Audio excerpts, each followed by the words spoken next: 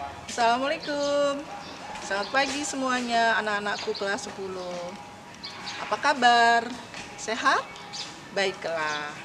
Kemarin kalian sudah mengawali MPLS dengan berkenalan dengan wali kelas, kemudian dengan kakak-kakak di OSIS dan dari direktorat ya. Kita mulai masuk ke sekolah kita sendiri, SMK Negeri 4 Kota Tangerang Selatan. Nah, hari ini Ibu akan menyampaikan materi pertama yang perlu juga untuk kalian ketahui. Siap? Oke, kita mulai.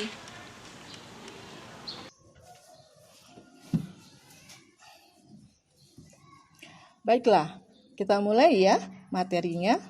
Sudah menyimak? Sudah siap? Oke.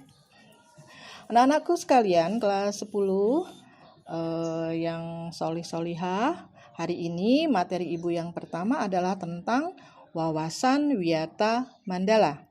Kita mulai dari tujuan pendidikan nasional. Ya.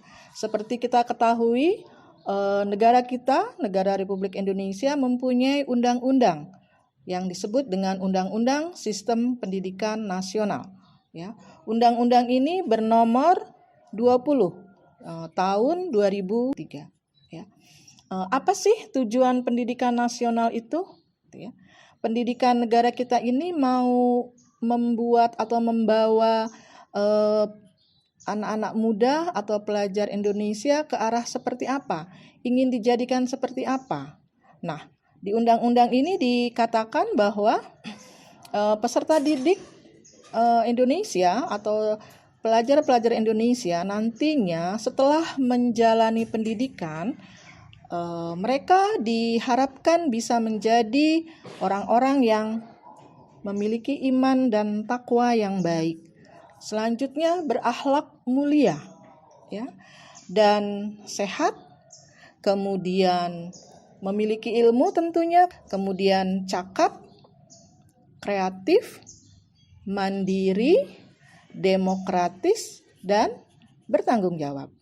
Mulia sekali ya tujuan pendidikan nasional itu. Nah, untuk mencapai wawasan wiyata Mandala yang baik ini, ada pengelolaan sekolah. Ya. Bagaimana sekolah itu dikelola, ya, sehingga mempunyai wawasan wiyata Mandala, dan akhirnya tercapailah tujuan pendidikan nasional. Sekarang next selanjutnya. Nah, di sini kita bisa lebih tahu lagi apa sih wawasan wiyata Mandala? Wawasan itu artinya adalah pandangan, penglihatan, tanggapan indrawi, ya, apa yang kita lihat, cara pandang, cara meninjau, cara melihat. Ya, itu namanya wawasan.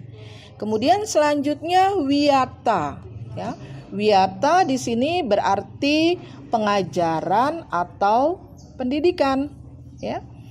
Selanjutnya yang terakhir adalah mandala.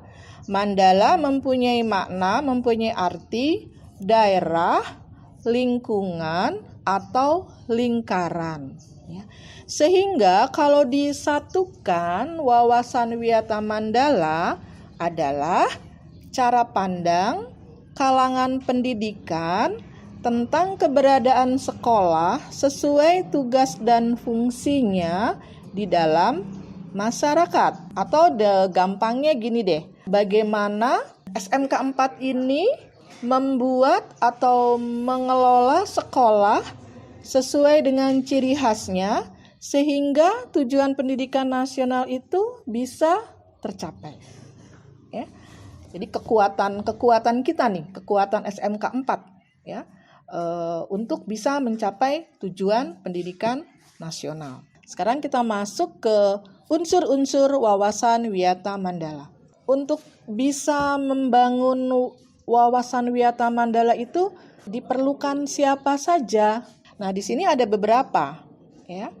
Ada sekolah, kepala sekolah, kemudian ada pendidik, ya, pendidik itu guru, tenaga kependidikan itu ada tata usaha, ada tata laksana, ya, ada security, ada ibu-ibu kantin, ya, petugas yang menjaga kantin, lalu orang tuamu, ya, yang diwakili oleh komite sekolah, ya. Kemudian ada peserta didik, kamu semua peserta didik, ya, yang baru masuk SMK 4 ini. Kemudian ada warga sekolah lainnya, ya, warga sekolah lainnya, misalnya tadi, ya, yang ibu bilang dengan ibu kantin, ya, yang menyediakan segala macam keperluan kamu, ya. Kemudian dan terakhir adalah masyarakat sekitar, masyarakat Tangsel, masyarakat Indonesia. Semua unsur di wawasan Wiyata Mandala ini berperan penting. Nah, semua unsur wawasan Wiyata Mandala ini harus mempunyai pandangan yang sama tentang pendidikan, ya. Karena kalau nggak sama, nanti susah mengajak untuk bekerja samanya. Jadi sekali lagi Ibu katakan bahwa unsur wawasan Wiyata Mandala itu harus bersinergi, harus berpandangan sama, memadukan kekuatan, memadukan semua potensi yang ada untuk mencapai tujuan pendidikan nasional. Gimana? Tambah paham? Baik, kita lanjut ya. Sekarang lebih khusus lagi nih, ya. Kita fokus ke sekolah, unsur wawasan Wiyata Mandala, tapi di bagian sekolahnya, ya. Ya, oke. Di sekolah ini terbagi menjadi 4 bagian besar, ya. Ada bagian kurikulum, ada wakil kepala sekolahnya, ada kesiswaan yang mengurus siswa, ada hubin yang mengurus hubungan dengan masyarakat atau dunia industri, dan terakhir adalah sarpras, ya, sarana prasarana. Jadi sekolah itu harus mempunyai 4 bagian ini ketika mengelola sekolah. Nah, kemarin mungkin kalian sudah mendengar dari Pak Wikan, ya, bahwa kalau bersekolah di SMK itu kita harus mempunyai hard skill, ya, sesuai dengan kompetensi kalian masing-masing. Kemudian harus punya soft skill. Soft skill sudah tahu, ya, kemarin kemampuan bernegosiasi, kemampuan berbicara, ya, kemampuan mengemukakan pendapat dan lain sebagainya. Nah, hard skill dan soft skill itu harus dipadukan lagi dengan karakter, dengan kepribadian, ya. Kamu harus jujur, bertanggung jawab, disiplin, ya. Kemudian rajin, rela berkorban, gotong royong, dan lain sebagainya, ya. Nah, itu semua kalau kamu ikuti akan membuat kalian semua mempunyai kompetensi, berkompetens, ya. Sehingga nanti kalau sudah lulus, punya hard skill, punya soft skill, punya karakter, sehingga kalian bisa berkompetens, berpacu, berlomba dengan teman-teman lainnya dalam mengaplikasikan ilmu yang sudah kalian dapat. Selanjutnya, visi. Visi itu adalah keinginan kita di masa depan. Apa visi kita? Nah, ini terbentuknya siswa sekolah menengah kejuruan tingkat nasional yang berwawasan lingkungan, sehat, unggul, kreatif, mandiri, berakhlak mulia. Ya, rasanya visi kita sejalan dengan tujuan pendidikan nasional, ya. Siap, ya? 1 visi, 1 cita-cita. Selanjutnya misi. Ya. Banyak nih misinya, ya. Dibacain nggak, ya? Mendidik siswa dalam ranah kognitif, efektif, psikomotor, pelestarian lingkungan sesuai kompetensi lulusan, ya. Kemudian mendidik siswa dalam kegiatan keagamaan supaya kalian berakhlak mulia. Kemudian berusaha agar kalian bisa diserap oleh dunia kerja, dunia industri, atau melanjutkan ke pendidikan yang lebih tinggi, ya.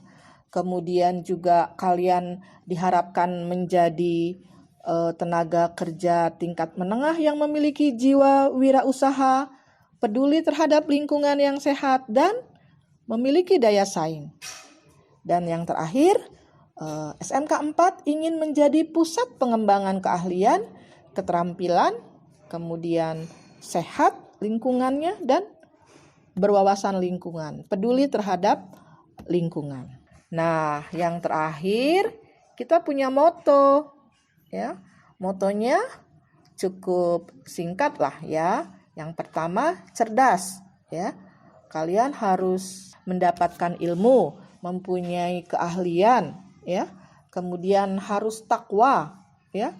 Harus tidak lupa bahwa kalian adalah juga hamba Allah, hamba Tuhan yang harus mengabdikan, ya, diri kalian untuk Tuhan kalian atau agama kalian masing-masing. Dan terakhir, berkarakter. Karakter, udah inget ya karakter itu apa ya. Jadi moto kita cerdas, takwa, berkarakter. Oke, sekarang sudah paham wawasan Wiyata Mandalanya?